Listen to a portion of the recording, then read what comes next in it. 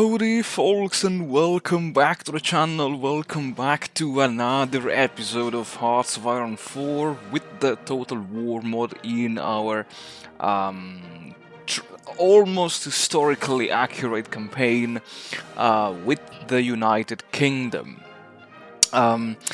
In this episode, as always, before the outbreak of the hostilities, there is nothing pretty much interesting to say because there is always the build-up to war. And as my first attempt in playing as the United Kingdom, I was, let's say, kind of still exploring all of the aspects of the game.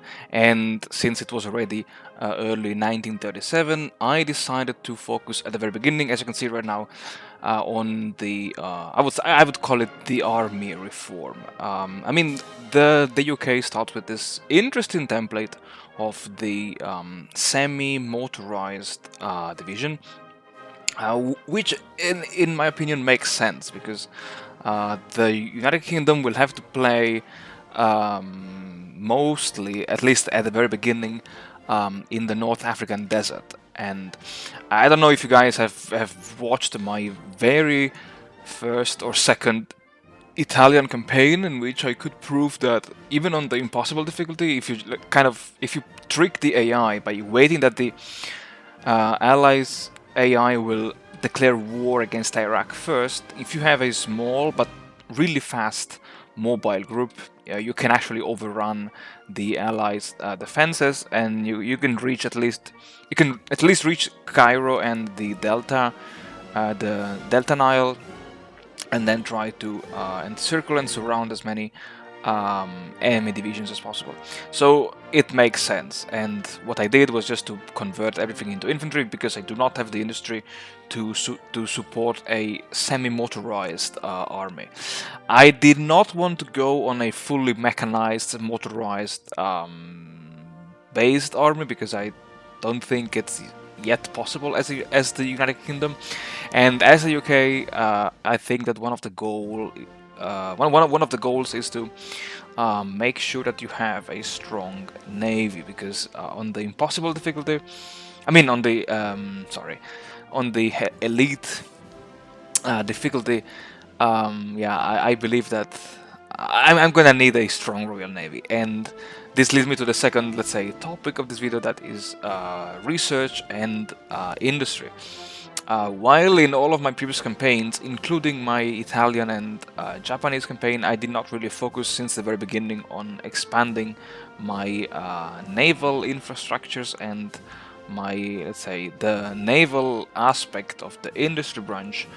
I decided to focus in this playthrough on these two aspects. As you can see, I began researching since 1937 already the research of the medium-sized dockyard and the submarines dockyard, I think they're called, to just make ships cheaper, because who doesn't like cheap ships? I mean, seriously. And I've also kept expanding my fortification the fortification technologies, as well as my aviation ones, because I do believe that a strong navy must be backed up by a strong air force. And I'm not sure if I said it already, but I am planning to use one of the cheesiest air wing formation ever, that is a single 1,000 strong CAS wing, because apparently in single player this 1,000 strong CAS wing is really overpowered, and it really shreds all kind of enemy divisions to pieces.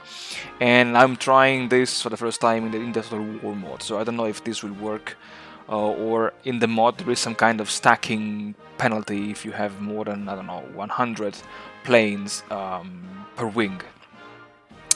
And one other thing that I also forgot to mention is that once I, let's say, completed the army reform, I decided to start training all of my divisions. Mainly, I had infantry and garrison, and here and there a few light armor and motorized divisions, just uh, to have them all up and ready for when the hostilities will come. And in regard to the industry, I kept expanding as always the civilian industry. I mixed a bit civilian and military factories already since 1937, and most important of all, I began expanding my dockyard facilities, because I realized that not only building up new ships but also refitting the existing ships, it was an incredibly time consuming let's say task, because I mean it makes sense that ships are quite huge and they need time to be refitted, and because let's say because I'm playing on the elite difficulty, I feared that I may have not have enough dockyards and or ships ready by 1939. So yeah, I just kept expanding my dockyard facilities for this reason. And focus trees wise, because again, since this is my very first time playing as the UK, I first decided to develop the focus branch leading to the extra research slot, and then I began expanding, focusing on the branch that allows me to expand the Royal Navy. And yeah, as you can see, research-wise, I've been prioritizing a lot of naval-oriented researches. And one thing that I liked about the UK is that you have this bonus of the colonial elite that gives you some research speed. And yeah, that's one thing that I really liked about playing as the UK. And I think that that's all already for this video, and I'll see you guys in the next one. And until then, as always, take care, be safe, and stay tuned for more.